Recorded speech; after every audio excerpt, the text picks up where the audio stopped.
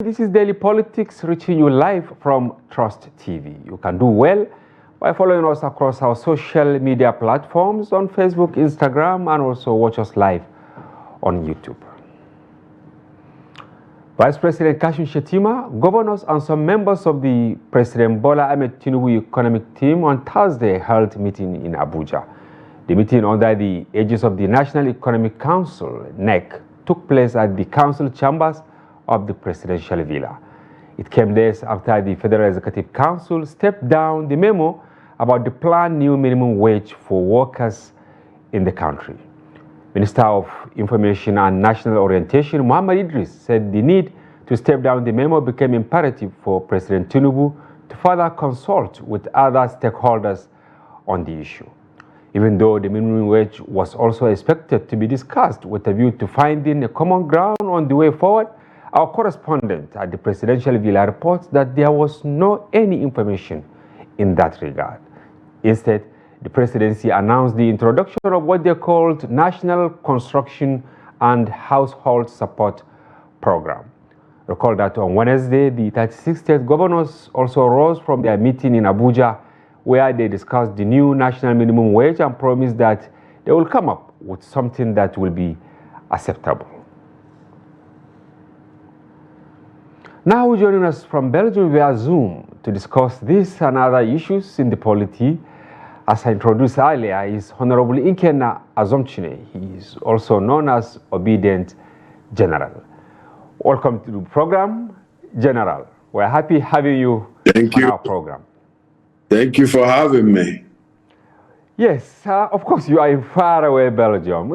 Is it really difficult to come up with acceptable minimum wage for citizens there, as we are witnessing in Nigeria, considering that since May 29, when the subsidy was removed, a promise was made that an acceptable minimum wage will come the way of civil servants in the country?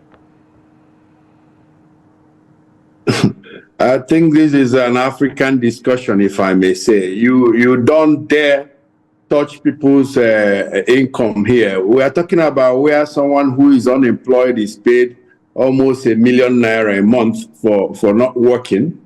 You can't compare these two people. We are just not ready in Africa to take care of our people. That's the main issue we are talking about. We are talking about the government being responsible government and taking care of the vulnerable people. How can we be talking about going to the pension funds? How? Here, for example, when you are unemployed, the government will put you in a status of an unemployed person, but you must sign that you are available for work. And you must prove that you are able to go to that work. Then you are paid a stipend of about 800 to 1,200 euros. 1,000 euros is 1.5 million naira as of today. So how dare you talk about Europe? Meanwhile, we are richer than these people. If you calculate the mineral resources we have underneath us, even Zamfara alone can cater for northern Nigeria. And that is the message I've always brought to our people, that we need to come together, forget about religion and tribe and all these nonsense permutations that they use to hoodwink all of us to stupidity.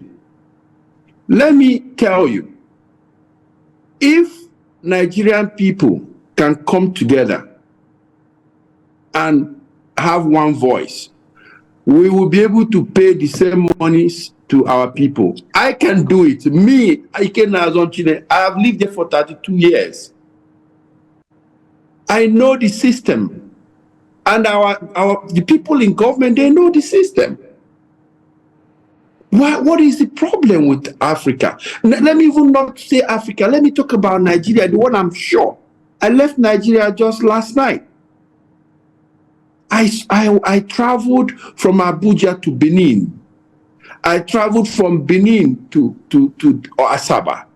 I traveled from Asaba to Oka to Enugu, Enugu to Makurdi, Makurdi to Jos in the last 4 days, just to see for myself what the situation on the roads are. We were 3 in the car.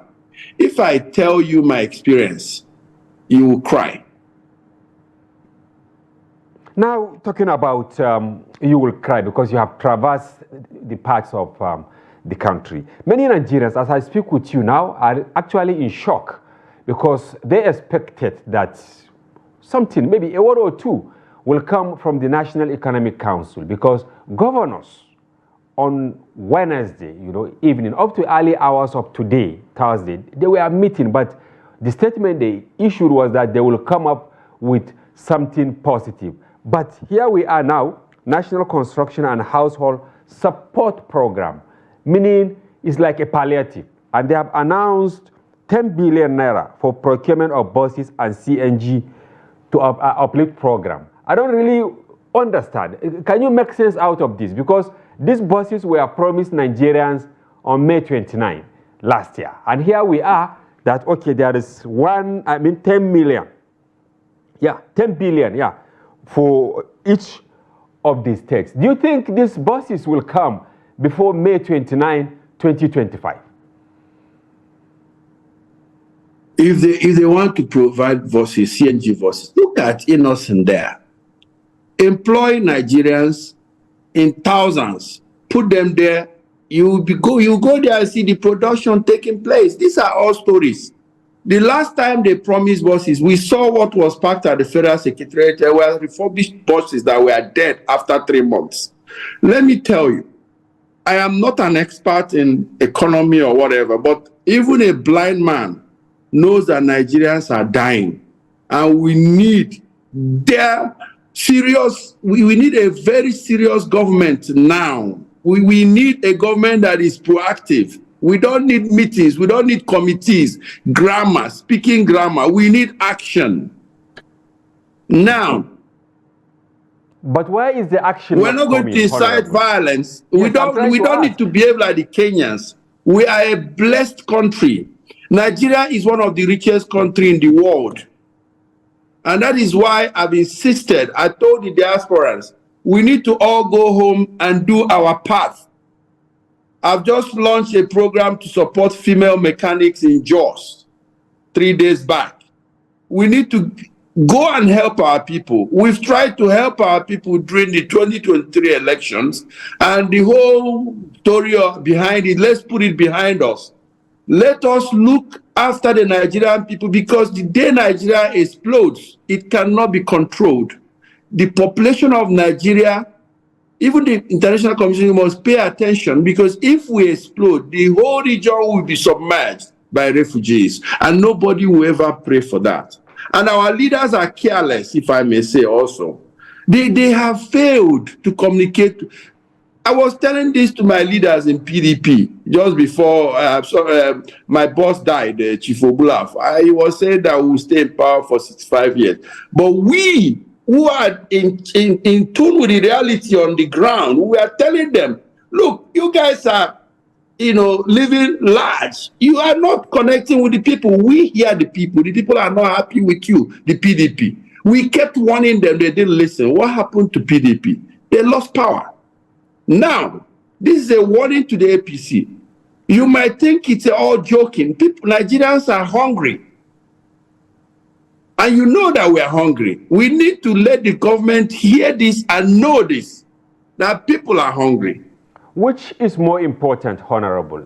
You said Nigerians are hungry, and it's true. Quite a number of families have not eaten today, but it's like government is actually going for what I can describe elephant projects, or maybe half-baked initiatives, because all what came out from the villa this evening are palliatives. Look at it here, delivery of 50,000 uplift grants each to 100 families per state. They have done this last year and early this year. We didn't see the result. Where is the problem? Is it that the government is not actually prepared to come up with permanent solutions to economic challenges bedeviling the country? I think, first of all, government must go into the states and make sure there is peace. The farmers are not going to the farms.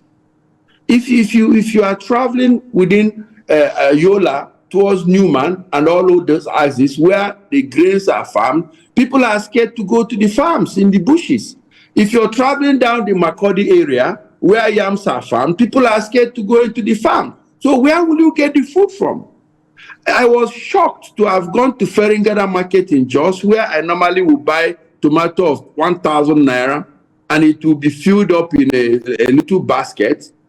I couldn't even buy tomatoes. Me, as someone living abroad, I was scared. So what's going to happen to our people? Now people have resorted, you don't eat mama put, but I do. I stop by the roadside. I want to interact with people. The stew is no longer tomatoed. It's not. Our people are now hungry. We need the federal government of Nigeria to wake up. The state governors must wake up. If you know what is causing insecurity in your state, face it head on. In fact, the security is our biggest challenge because we have arable lands. We can farm our food. It's not, we don't need palliatives. How many people will you give palliatives? Okay, beyond the palliatives, I can see today another area that this National Construction and Household Support Program came up with. I want to read it. They say under the program, the Sokoto-Badagry Highway, which will traverse Sokoto, Kebbi, Niger, Kwara, Oyo, Ogun, and Lagos, is prioritized. Other road infrastructure projects such as the Lagos-Calabar Coastal Highway, which is underway, and the Trans-Saharan Highway, which links Enugu, Abakaliki, Ogoja, Benue, Kogi, Nasarawa, and Abuja, are also prioritized. Do you think Nigerians will live to see this, looking at the level of hunger and other challenges bedeviling them that appears not a priority to the government? Well, if they can, I'll give kudos that if they can say that squarely, because the biggest problem we have now is bad roads also. You cannot transport your finished goods from, okay, let me give you an example. If you're transporting yam from Shendam to Enugu, you will meet about 30, 40 checkpoints. On each of these checkpoints, the trailers pay 1,000 naira. So calculate 40 checkpoints from Shendam to Enugu. What will be the cost of one tuber of yam? These things, government, they're probably not aware, but I'm going to tell them today because that was my reason for traveling. And if they want videos, I can give them. I am not here to set anybody up, but we are part of solving the problem. Because when the government's eye is not on the ground, we, the common man, do the job for them. And it's not about politics. I am the Obidient General. What I've focused on now is the Nigerian people. How do we help the Nigerian people? Like I said, I want to find out why yam is very expensive in the Southeast. And the answer I found for now is that transportation is expensive. The roadblocks is crazy. If they will face those roads now, would they remove the checkpoints on the road?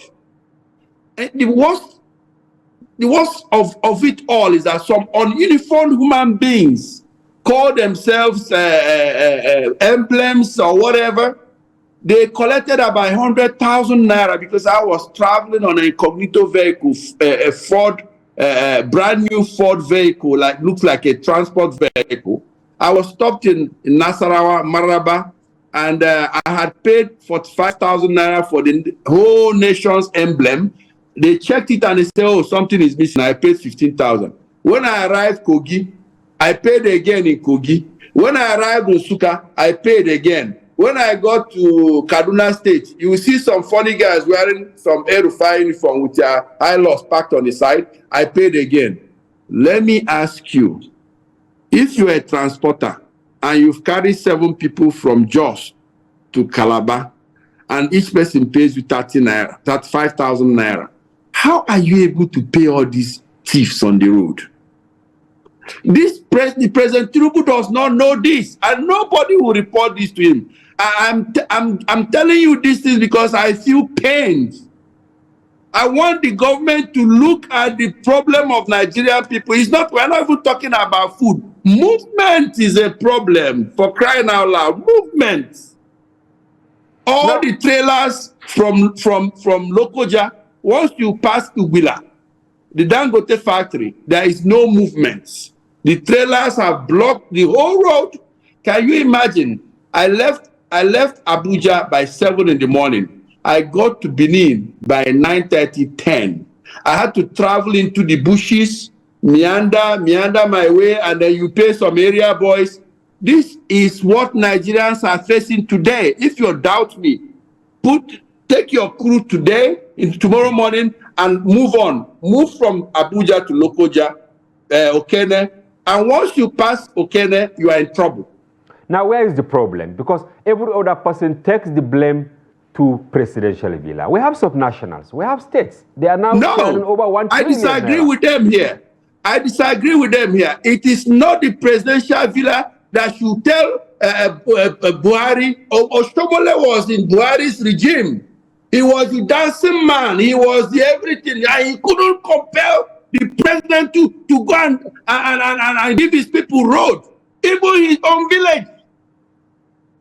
David Mark was Senate president for so many years. He was my boss in the PDP. He would fly himself to Otubo. Otubo is a junk on dead end. There's nothing, no single development in Otubo. It's a shame. It's unfortunate. I am talking across line. I don't care who the politician is. This is my 28 years in politics. Spending my money rescuing Nigerian people. We should stop the rhetoric. We should talk to them to their faces. It's a shame that you cannot travel from Otubo to Makodi. You cannot travel from Otubo to Enugu. That road is being worked on for the past 20 years, as far as I can tell you. So what I'm saying, Honorable, is don't you think, because there are governors, I don't want to call names, but there are certain states, if you travel to today, awesome. They don't care that road belongs to the federal government or the issue of security is exclusive. They have their way of solving some of these problems. Why do you think governors are not performing in some places? Let me give you an example. If you have a good governor, it's very easy to know it. I left Jos 1 year ago. We had potholes in the city of Jos. In the last 1 year, I drove in Jos, I was happy. Inside the Jos city. But when you leave Jos, going to Abuja, from Riom to Maraban Jama, is hellfire. But that's the federal road. But like I said, what stops Lalong, for example, compelling President Buhari to do that road for him while he was in power? These are things that a governor would have done. So now, if you're going to Jos, you will travel for 4 hours just for a distance of 45 minutes. So if a governor wants to walk, they walk. In Abia State, the governor is working. And let me call the ones that I know and that I've visited. So if a governor wants to walk, he can only walk in the state roads. You know, and now, I just have 30 seconds for you. And that 30 seconds, I want you to dedicate it to a call for both national and subnational levels on what to do to rescue millions of Nigerians that are now wallowing in hunger. The federal government must make sure that development starts from the interior. Security is the top. Any individual that is responsible for our collective, the reasons for our food not coming out of the farms, we should go head on and solve that problem. As far as we can solve that, Nigeria will have abundant food and infrastructure development will thrive. Insecurity is our main problem.